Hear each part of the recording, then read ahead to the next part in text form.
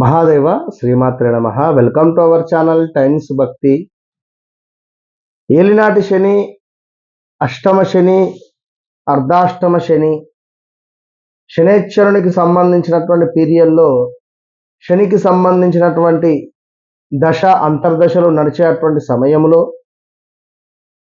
కొంత మనకు money related కానీ హెల్త్ రిలేటెడ్ కానీ ఇష్యూస్ అనేటువంటివి రావడం జరుగుతుంది.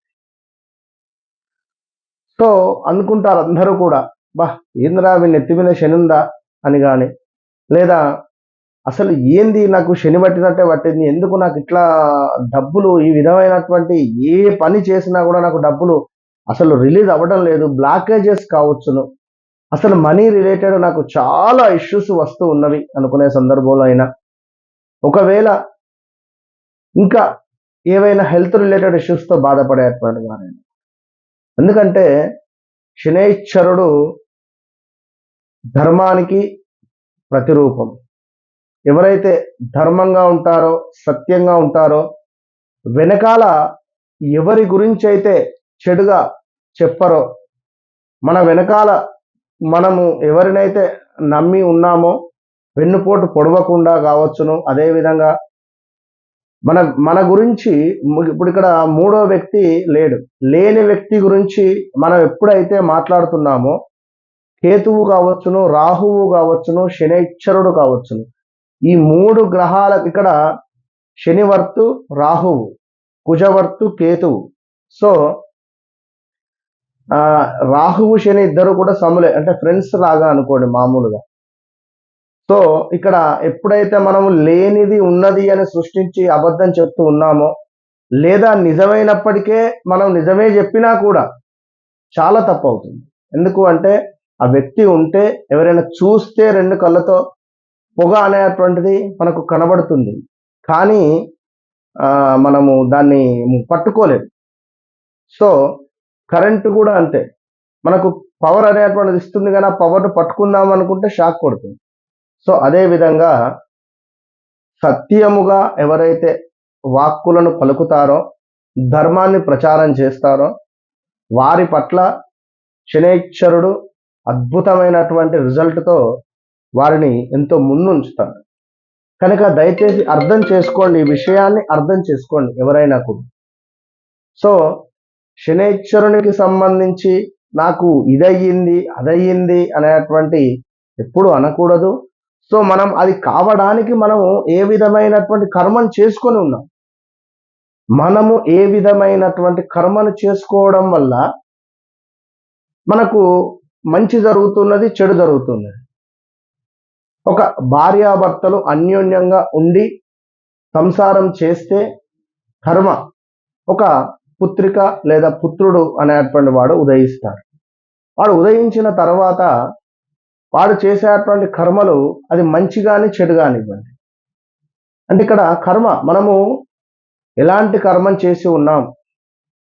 సో ఎవరైనా సీనియర్ సిటిజన్స్ని ఇబ్బంది పెడుతున్నామా, ఇవాళ రేపు వృద్ధాశ్రమములో ఈ యొక్క అమ్మలను కానీ నాన్నలను కానీ అత్తలను కానీ అందులో ఉంచేటువంటి వారు చాలా మంది పెరిగిపోతూ ఉన్నారు.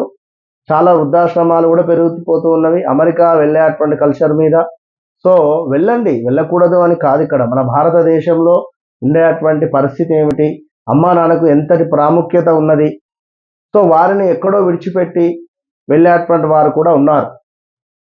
అలాంటి సందర్భం కావచ్చును, మన కళ్ళ ముందు నిత్యము కనబడేటువంటి సీనియర్ సిటిజన్స్కు కానీ, కొంత కుంటుతూ నడిచేటువంటి వారికి కానీ మనం ఒక రెస్పెక్ట్ అనేటువంటిది కానీ, వారితో మనం ప్రేమగా ఆప్యాయంగా మాట్లాడాలి వారితో.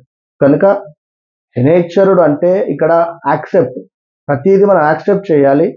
ఎంత కోపం వచ్చినా కూడా కోపాన్ని మనం కంట్రోల్ చేసుకొని ప్రశాంతంగా మనం ఎప్పుడైతే మాట్లాడుతున్నామో అప్పుడు శనైశ్వరుడు మన యందు 100కు 200% కూడా రిజల్ట్ అనేటువంటిది మనకు చాలా పాజిటివ్ రిజల్ట్ అనేటువంటిది ఇస్తాడు అనేటువంటి విషయాన్ని గమనించుకొని, మరి ఇలా శనైశ్వరునికి సంబంధించినటువంటి ఇబ్బందులు పడుతూ ఉండేటువంటి వారు ఇబ్బందులు అని అనుకోకండి, ఇది నేను అంటున్నా అని కూడా కాదు. సో ఒకటే, ఇంతకంటే నన్ను ఇంకెక్కువ ఏం చేస్తావు స్వామి అని వేడుకొని చక్కగా ఒక స్టీల్ పాత్రను తీసుకోండి. అద్భుతమైనటువంటి రెమెడీ ఇది. అద్భుతమైనటువంటి రెమెడీ. స్టీల్ పాత్రను తీసుకొని అందులో చక్కగా ఈ యొక్క నువ్వుల నూనెను పోయండి. నువ్వుల నూనెను పోసి చక్కగా కూడా అందులో మీ యొక్క ముఖాన్ని చూసుకోండి. మీ ముఖాన్ని చూసుకొని మీ ఛాయను మీ ముఖాన్ని చూసుకుంటూ కొంతమేర మీరు పడేటువంటి ఇబ్బందులు ఏవైతే ఉన్నాయో చెప్పుకోండి.